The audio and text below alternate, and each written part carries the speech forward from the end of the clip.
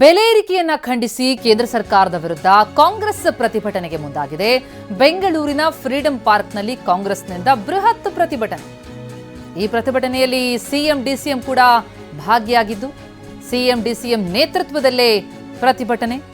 ರಾಜ್ಯ ಕಾಂಗ್ರೆಸ್ ಉಸ್ತುವಾರಿ ರಣದೀಪ್ ಸಿಂಗ್ ಸುರ್ಜೇವಾಲಾ, ಕೆಪಿಸಿಸಿ ಕಾರ್ಯಾಧ್ಯಕ್ಷರು, ಶಾಸಕರು, ಸಂಸದರು ಎಲ್ಲರೂ ಕೂಡ ಭಾಗಿಯಾಗಿದ್ದಾರೆ.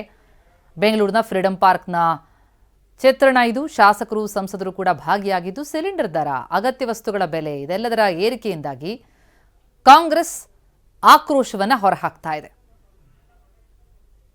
ಸಿಎಂ ಡಿಸಿಎಂ ನೇತೃತ್ವದಲ್ಲೇ ಕಾಂಗ್ರೆಸ್ನಿಂದ ಪ್ರತಿಭಟನೆ. ಬೆಂಗಳೂರಿನ ಫ್ರೀಡಂ ಪಾರ್ಕ್ನಲ್ಲಿ ಕೇಂದ್ರ ಸರ್ಕಾರದ ವಿರುದ್ಧ ಕಾಂಗ್ರೆಸ್ ಆಕ್ರೋಶ. ಕಾಂಗ್ರೆಸ್ ಶಾಸಕರು, ಸಂಸದರು ಎಲ್ಲರೂ ಭಾಗಿಯಾಗಿದ್ದಾರೆ.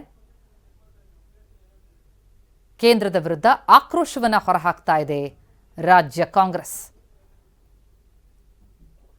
ಸಿಲಿಂಡರ್ ದರ ಏರಿಕೆ ಸೇರಿದಂತೆ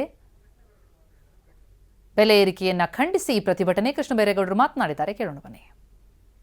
ಕೇಂದ್ರ ಸರ್ಕಾರದ ಬೆಲೆ ಏರಿಕೆ ಶೋಷಣೆಯ ವಿರುದ್ಧ ತಾವೆಲ್ಲ ಧ್ವನಿ ಎತ್ತಿದ್ದೀರಾ, ನಿಮಗೆ ನನ್ನ ಅಭಿನಂದನೆಗಳು ಕೂಡ. ಕೇಂದ್ರದಲ್ಲಿ ಬಿಜೆಪಿ ಸರ್ಕಾರ ಬಂದಾಗಿನಿಂದ ಸಾಮಾನ್ಯ ಜನಗಳ ಶೋಷಣೆ ನಡೆದಿದೆ. ಬಡವರಿಂದ ಸುಲಿಗೆ ಮಾಡ್ತಾ ಇದ್ದಾರೆ.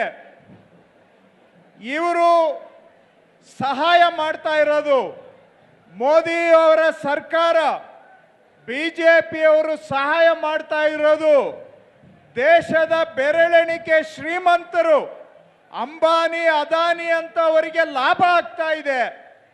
ಆ ಲಾಭ ಯಾರ ಮೇಲೆ ಆಗ್ತಾ ಇದೆ ಅಂದ್ರೆ ಬಡವರ ದುಡಿಮೆ, ಬಡವರ ಸುಲಿಗೆ. ಬಿಜೆಪಿ ಬಂದ ಮೇಲೆ 20 ರೂಪಾಯಿ ಮಾಡಿದ್ದಾರೆ. ಅಂದ್ರೆ 500% ಡೀಸೆಲ್ ಮೇಲೆ ಸೆಂಟ್ರಲ್ ಗೌರ್ಮೆಂಟ್ ತೆರಿಗೆ ಜಾಸ್ತಿ ಮಾಡಿದೆ.